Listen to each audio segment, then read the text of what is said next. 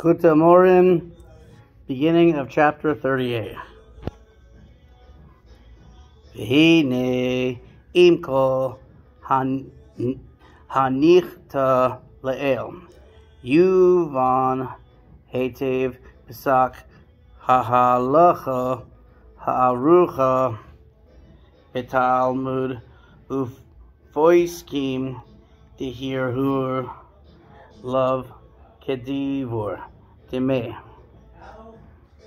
And the light of all that has been said above concerning the particular virtue of mitzvah performed in action and speech and their elevation of the virtue of the vital soul to holiness, one will clearly understand the halachic decision expressly stated in the Talmud and the codes that meditation is not valid in lieu of verbal articulation. V'im karum kriyas shma b'machshavtoi uvil liboy levad b'chol koyach kavanasoi loy yatsa yedei choyvasoi v'tzarich lechazor velik rois. Thus, if one recited the Shema in the thought and heart alone, even if he did so with the full power of his concentration, he has not fulfilled his obligation of reciting the Shema by merely meditation on the words that comprise it. He must repeat it verbally. So, v'chein bevirkas hamazain de oraisa. The same is true of the blessing after meals ordained by the Torah. So basically, when you say words of Torah, and when you pray and when you make a blessing, you actually have to articulate the words, because just thinking it alone will not make you fulfill the mitzvah. You actually have to use your lips to articulate the words, and by doing so, it becomes an action. Uvishar birachos dirabanan uvisfila. And similarly with other blessings, although they are merely rabbinic in origin, and so too with prayer, although prayer is a service of the heart, it cannot be confined to the heart, but must be articulated orally. The Rebbe comments that this halacha poses no intrinsic difficulty, since one can no more ask why God stipulated that a particular thought, Shema, prayer, and the like must also be verbalized than one can ask why the mitzvah was ordained at all. However, we must understand why it is that when a mitzvah is composed of both speech and thought, the law states that verbalization without intent does fulfill the obligation. Intent without verbalization does not.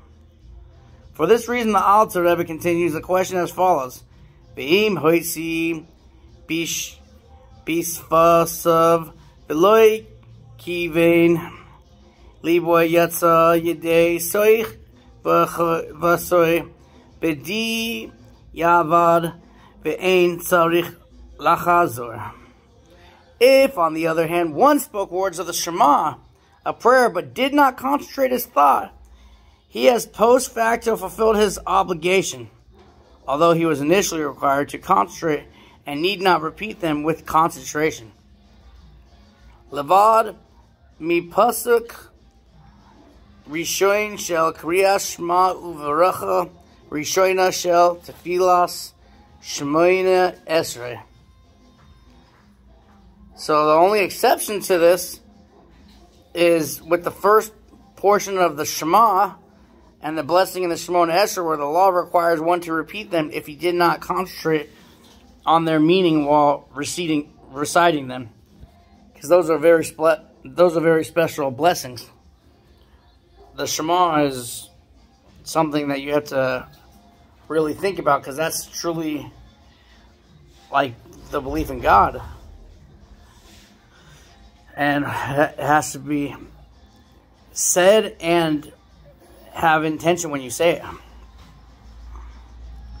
Bechid isam bereish perek veis divrachos ad keon mitzvahs, kavona, mikon, ve'elach, mitzvahs, kriya, v'chuli.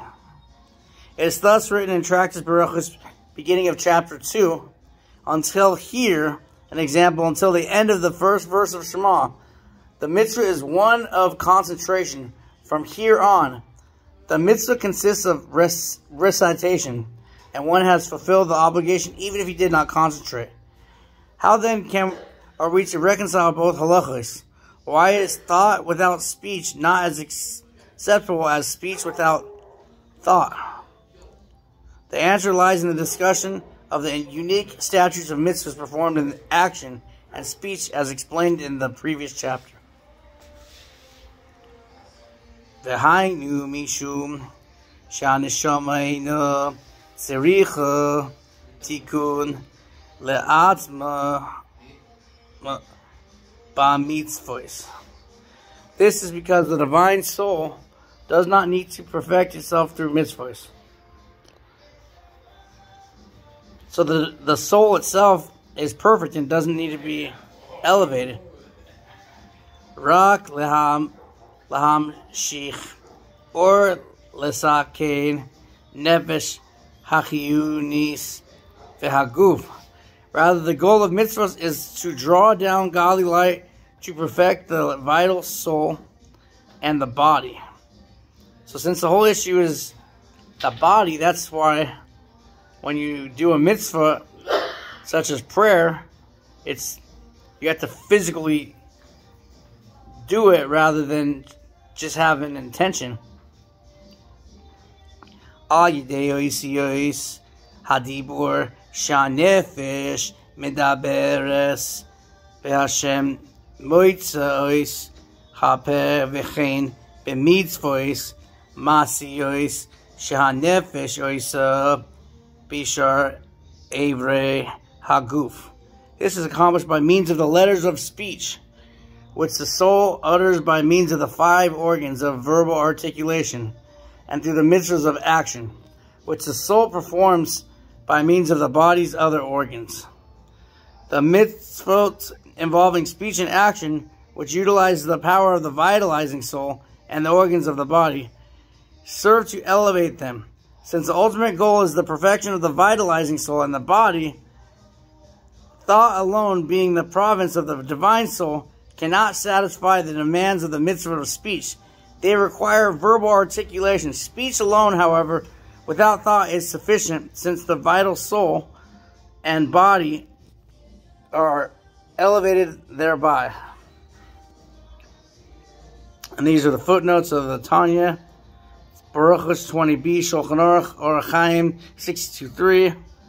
Second one is Shulchan Aruch, Ibud 185.2. Also Rambam, Hilchos Berachos 1.1. Shulchan Aruch, Ibud 206.3. Ibud 101.2. Shulchan Aruch, Ibud 65. Ibud 101.1, 13b.